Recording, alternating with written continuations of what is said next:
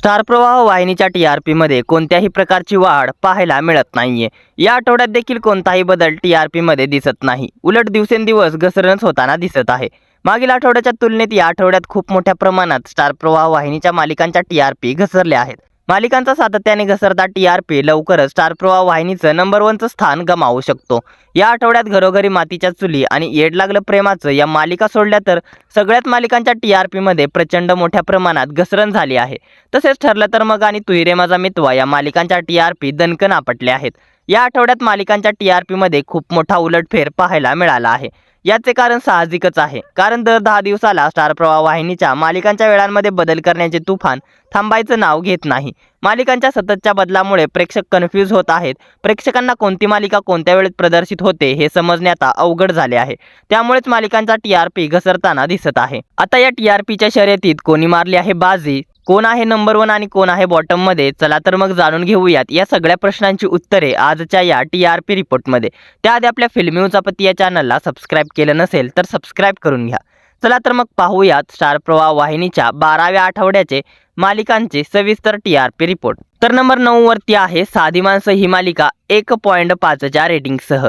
मागील आठवड्याच्या तुलनेत साधी माणसं या मालिकेच्या टी-आर-पी मध्ये 0.1 ने वाढ झाली आहे। मात्र साधी माणसं ही मालिका आता बंद झाली आहे। साधी माणसं मालिकेचा हा शेवटचा टी-आर-पी आहे। शेवटच्या टी-आर-पी मध्ये साधी माणसं या मालिकेने चांगला परफॉर्मन्स केला आहे। तर नंबर 8 वरती आहे येड लागलं प्रेमाचं ही मालिका 1.7च्या रेटिंगसह।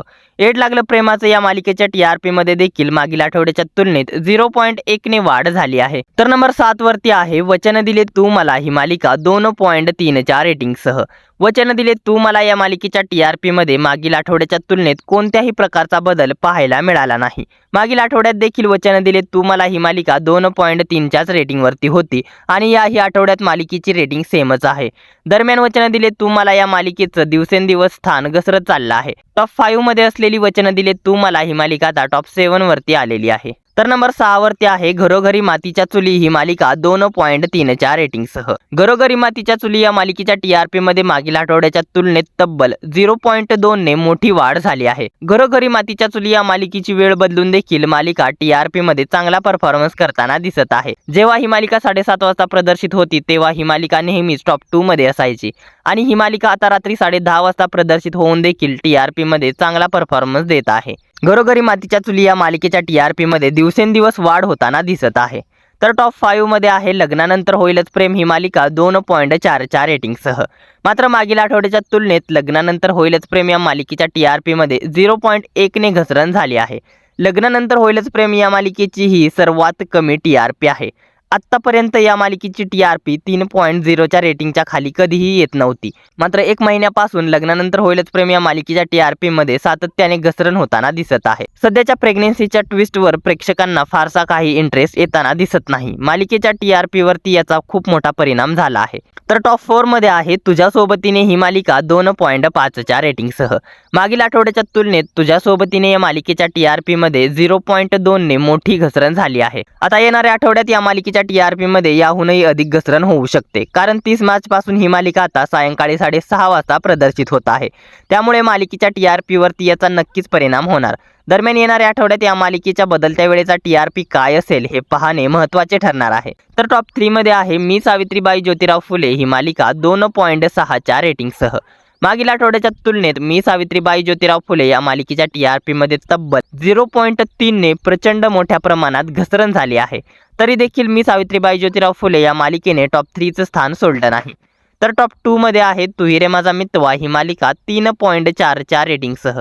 मागील आठवड्याच्या तुलनेत तू ही रे माझा मितवा या मालिकेच्या टी-आर-पी मध्ये तब्बल 0.2 ने मोठी घसरण झाली आहे। तरी देखील तू ही रे माझा मितवा ही मालिका टॉप 2 वरती टिकून आहे। येणाऱ्या दिवसात तू ही रे माझा मितवा या मालिकेची टी-आर-पी वाढते का, ही मालिका ठरलं तर मग मालिकेला क्रॉस करते का हे पाहणं महत्त्वाचं ठरणार आहे। तर नेहमीप्रमाणे स्टार प्रवाह वाहिनीची नंबर 1 मालिका बनली आहे ठरलं तर मग या मालिकेने मिळवला आहे 3.7चा टी-आर-पी। मात्र मागील आठवड्याच्या तुलनेत ठरलं तर मग मालिकेच्या टी-आर-पी मध्ये तब्बल 0.3 ने अशी प्रचंड मोठ्या प्रमाणात घसरण झाली आहे। मागील आठवड्यात ही मालिका 4.0च्या रेटिंगवरती होती आणि या आठवड्यात मालिकेला खूप मोठा धक्का बसला आहे. मालिकेची TRP धपकन आपटली आहे. आता येणाऱ्या आठवड्यात ठरलं तर मग मालिकेच्या TRP मध्ये वाढ होते का की याहूनही अधिक घसरण होते हे पाहणे महत्त्वाचे ठरणार आहे. तर हा होता वीक 12 म्हणजेच 21 मार्च ते 27 मार्चच्या 12व्या आठवड्यातील स्टार प्रवाह वाहिनीच्या मालिकेचा TRP रिपोर्ट. या टॉप 9 मालिकांपैकी तुमची आवडती मालिका कोणती हे आम्हाला कमेंटमध्ये कळवायला विसरू नका. आता या TRP रिपोर्टनुसार समजत आहे की लवकरच स्टार प्रवाह ही वाहिनी तिचं नंबर 1चं स्थान गमावू शकते. आता येणाऱ्या आठवड्यात या मालिकांच्या TRP मध्ये वाढ होते की घसरण होते हा सारा रंजक खेळ पाहणे महत्त्वाचं ठरणार आहे. जर स्टार प्रवाह वाहिनीच्या TRP मध्ये अशीच सातत्याने घसरण होत राहिली तर लवकरच स्टार प्रवाह वाहिनी ही तिचं नंबर 1चं स्थान सोडू शकते. स्टार प्रवाह वाहिनीच्या प्रवाह दुपारमधील मालिकांचे TRP रिपोर्ट जाणून घेण्यासाठी कमेंटमध्ये प्रवाह दुपार TRP रिपोर्ट अशी कमेंट करा. मनोरंजन विश्वातील अशाच भन्नाट घडामोडी आणि TRP रिपोर्ट जाणून घेण्यासाठी आपल्या फिल्मी उचापत या चॅनलला सबस्क्राईब करा. धन्यवाद.